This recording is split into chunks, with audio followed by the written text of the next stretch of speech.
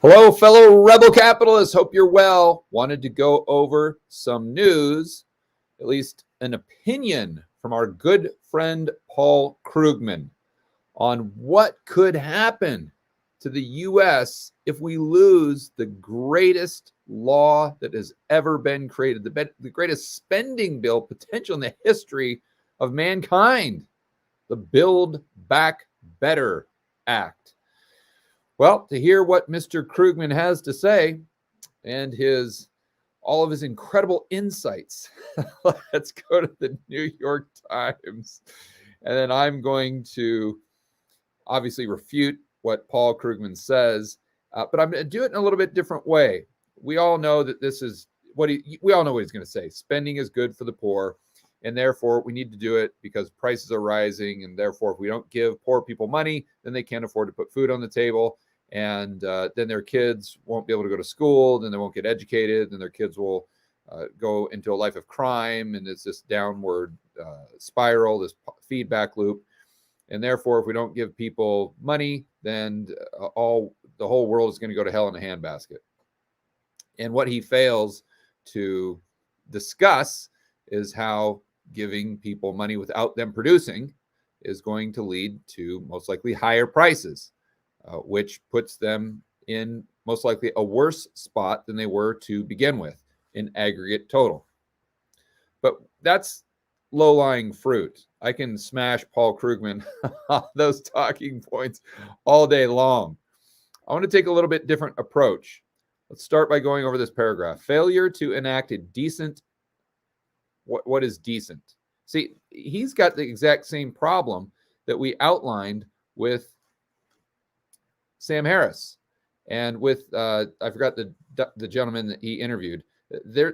He's doing the exact same thing that they were doing in that podcast that I criticized. Hopefully that was a respectful criticism, because I think both of those individuals should deserve a level of respect. And I'm not here to condemn anyone that I'm not talking to. I'm not here to throw anyone under the bus other than politicians and central planners. I'll do that all day long. But as far as Sam or any of his guests, I'm not here to condemn them. But I do want to point this out, because this seems to be a common thread with a lot of people in economics who I think get it wrong, and also a lot of people in science or medicine that I think might not be seeing the mandates from an accurate perspective. Let's get into this here. A failure to enact a decent, again, what is that? Social agenda would condemn millions of American children to poor health and low earnings in adulthood. Pretty bold claim right there. So basically what he's saying is that if a country doesn't enact what he would consider a decent welfare system, that the country basically has no chance of having a middle class. And the poor are just going to get worse off year after year after year, and generation after generation after generation. I would first ask Mr. Krugman to point out the country that has successfully taken a specific group of people and brought them up into the middle class and the upper middle class as a result of welfare. Go ahead and, Josh, cue the Jeopardy music. All right, let's keep going here. It would condemn it, just so you know, it's a rhetorical question. You can't show me a country. That was my point there, and that's courtesy of all the books I've read with Thomas Sowell. He's pointed that out many times. Moving on, it would condemn millions more to inadequate medical care and financial ruin if they got ill, because that's what happens when people lack adequate health insurance.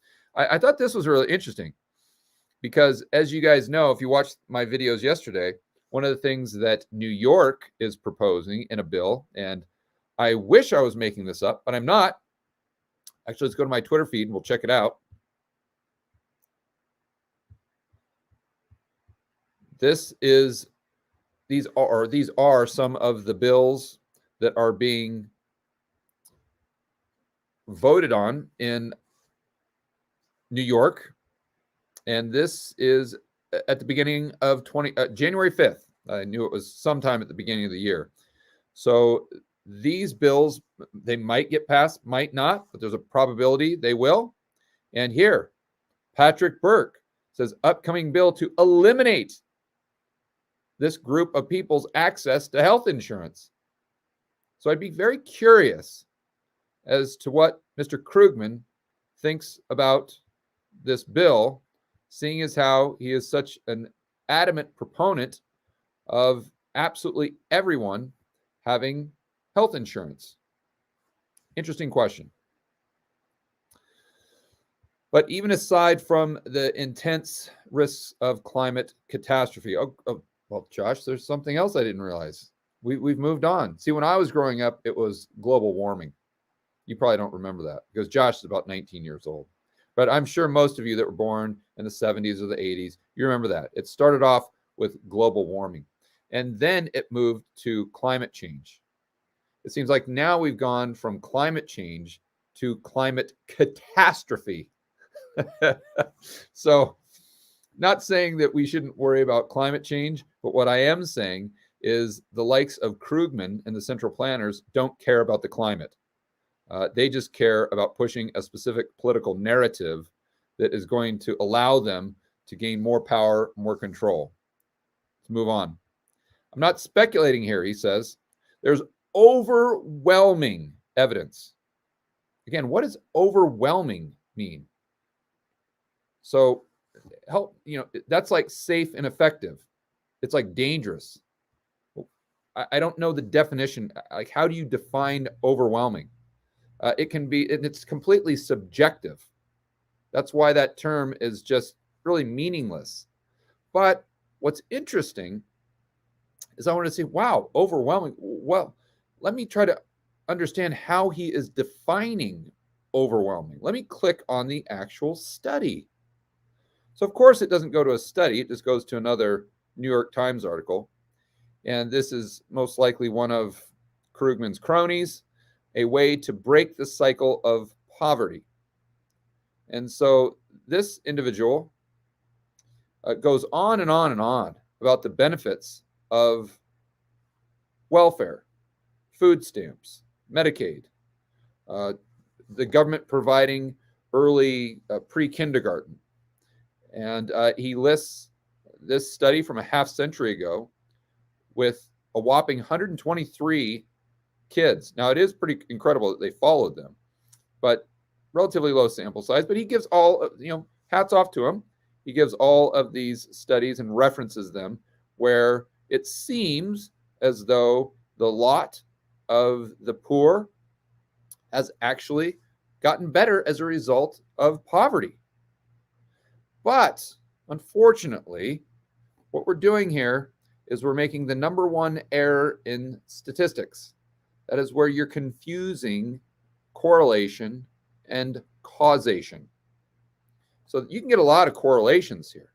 And the one I always like to use is the one where they say that where kids that go to college have X better results later on in life. I'm sure you guys have heard that a million times. That kids who go to college earn this much more than kids who don't go to college. As if college has something to do with that. And they never sit there and scratch their head and say, wait a minute here. Is there something unique about kids that go to college other than the fact that they go to college? I don't know. Maybe their parents raised them in a household that prioritizes education.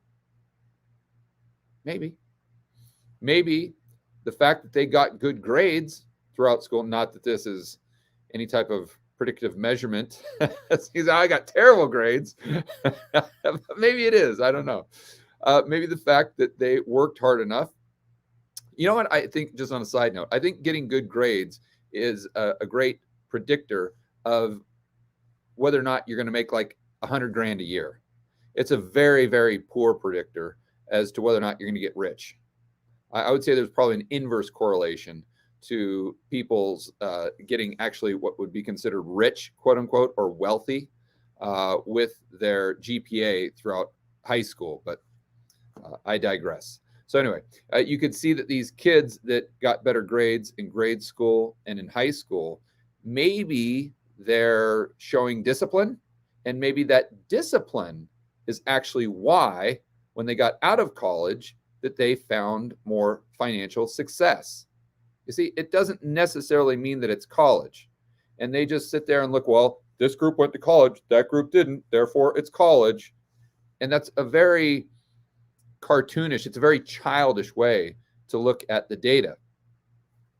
Don't want to throw anyone under the bus, but it's very consistent with a lot of the CNN viewers when they form a view of the medicine mandates. It's this childlike ignorance when it comes to actually exploring the data and trying to figure out, is there a causal effect here, or is this just correlation? So you say, George, how can you be so sure?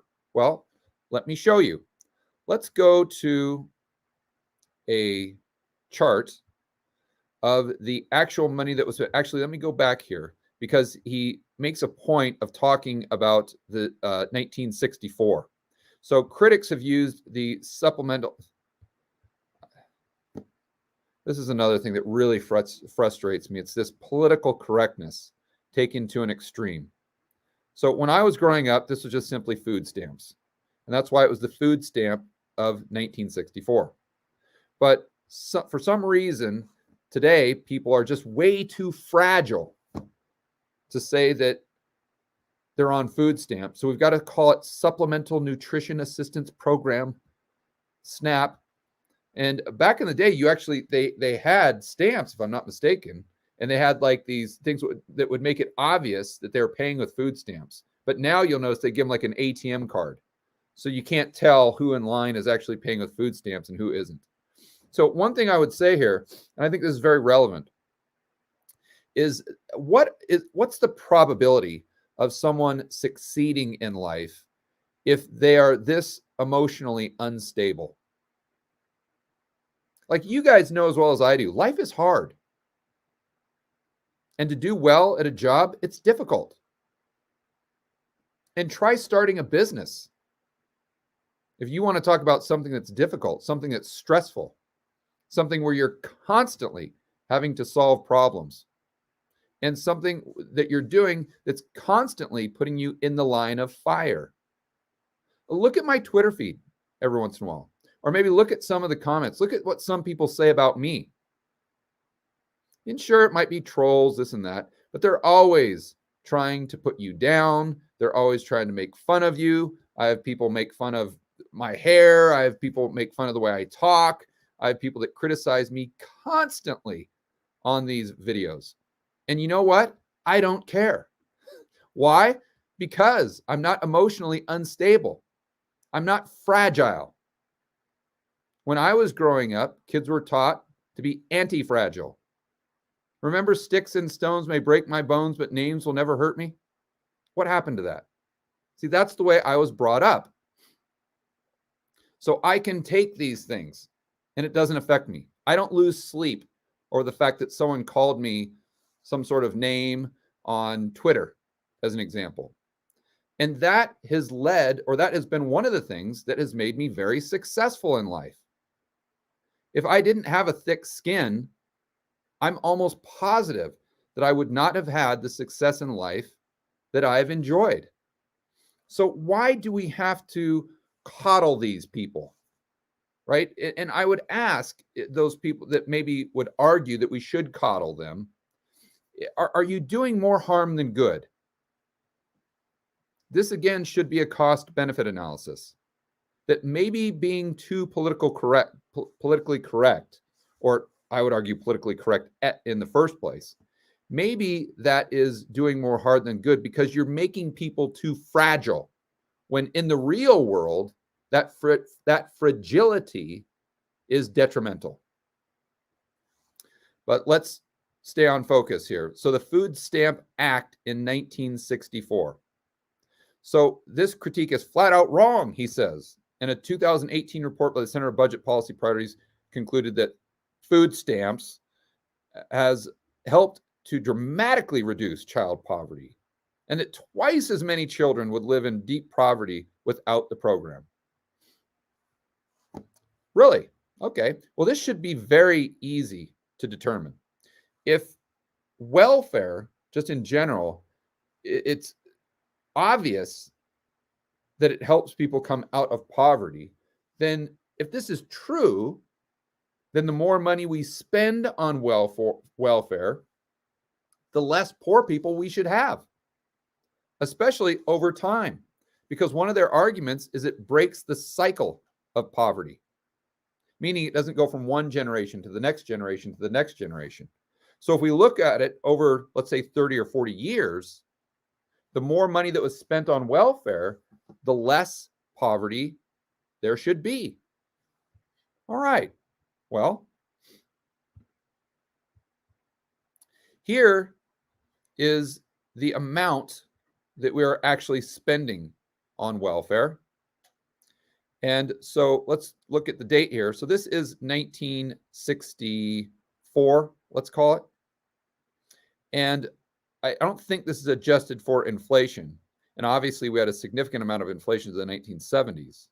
But from 1981 to, let's say, 2016, we did not have this much inflation. I can tell you that. We didn't go from call it 300 billion to 1.1 trillion. We didn't have that much inflation. So in real terms, this would have had to have grown significantly. Let's just say that. So you would assume, if Paul Krugman and his crony at the New York Times was correct, that a chart of poverty would have the opposite line, the opposite trend line. As this goes up, the amount of poverty goes straight down. But if we look at the rate of poverty, what do we see? So here is 1964. And what they'll say is that, oh, look, since 1964, the rate of poverty has gone down. But what they don't include in that is the fact that the rate of poverty was going down prior to 1964. And in fact, if you look at this trend line, it was going down at a faster rate than after we started the welfare program, the food stamps, to begin with. But going back to my original point, if this was a chart that was layered over the chart of social spending right here, again, we should see this going straight up along with the chart of social spending. But we don't see it go straight up, do we? We see it flatline and plateau. So looking at the macro, how can you come to the conclusion that the more social spending we do, the better it is for the poor? Obviously not. And obviously there's some level of nuance there that Mr. Krugman and his crony at the New York Times are completely missing. Now, are they missing that intentionally or unintentionally? I'll let you be the judge. All right, guys, enjoy the rest of your afternoon. Remember to always stand up for freedom, liberty, free market capitalism.